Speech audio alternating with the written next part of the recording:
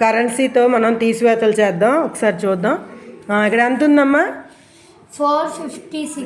456 నుంచి 297 మీరు నాకు ఇవ్వాలి. ఇప్పుడు ఎలా చేస్తావో చెయ్యి. నీ దగ్గర 456 ఎక్కడ ఉంది చూపించి. నీ దగ్గర 456. గుడ్. ఓకే, చెయ్యి. తర్వాత ఇప్పుడు పక్క నుంచి ఒక తెచ్చుకుంటాం. 16 అంటే ఒక 10 తీసేసుకుని ఇక్కడ కూడా నువ్వు చెయ్యాలి.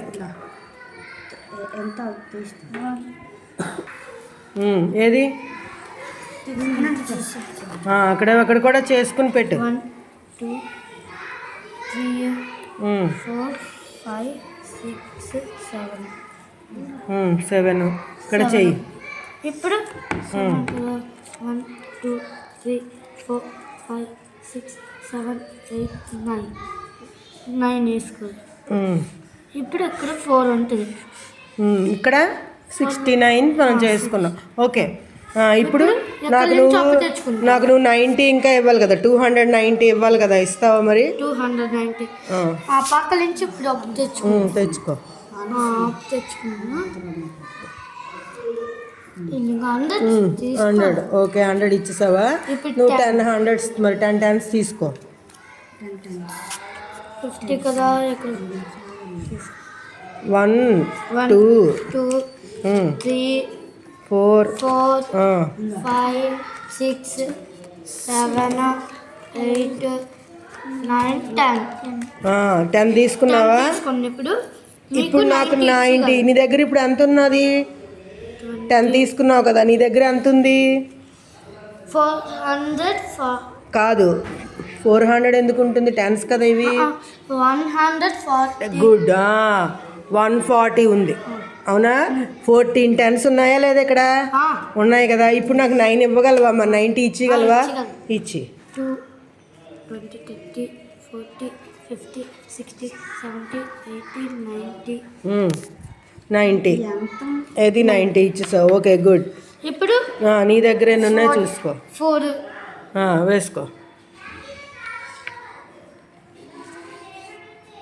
ఇప్పుడు అక్కడ 3 ఉంటుంది. 3లో నుంచి ఒకసారి సరిగ్గా చూడు. నీ దగ్గర ఎన్ని ఉన్నాయో. 1 2 3 4 లాస్ట్గా. ఇప్పుడు నాకు ఎన్ని ఇచ్చావో చూడు. 14 నుంచి 9 తీస్తే ఎంత వచ్చింది? 5. ఇప్పుడు 3లో నుంచి 300 నుంచి నాకు ఇంకా నువ్వు ఎంత ఇవ్వాలి? 200 ఇవ్వాలి. ఇచ్చేస్తావు. ఇక్కడ 1 3. నీ దగ్గర 1 ఉందా? 300లోంచి ఏది 1? ఓకే, ఇప్పుడు నీ దగ్గర ఎంత ఉందో కౌంట్ చేయి.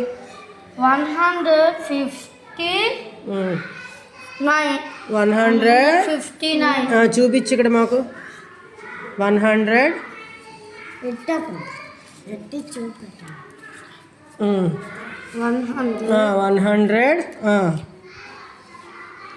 59 3 5 6 7 8 9 159 ఉందా లేదా? ఈ లెక్క చేసి అర్థమైందా? 100. అయితే నువ్వు నాకు ఫస్ట్ నీ దగ్గర 456 ఉంది. అవునా? ఎంత ఇచ్చావు నాకు? 297. ఇక్కడ ఉన్నాయి 297. ఇదిగోండి, ఇక్కడ 297 ఉన్నాయి. 297. మిగిలింది ఎంత మిగిలింది మనకి?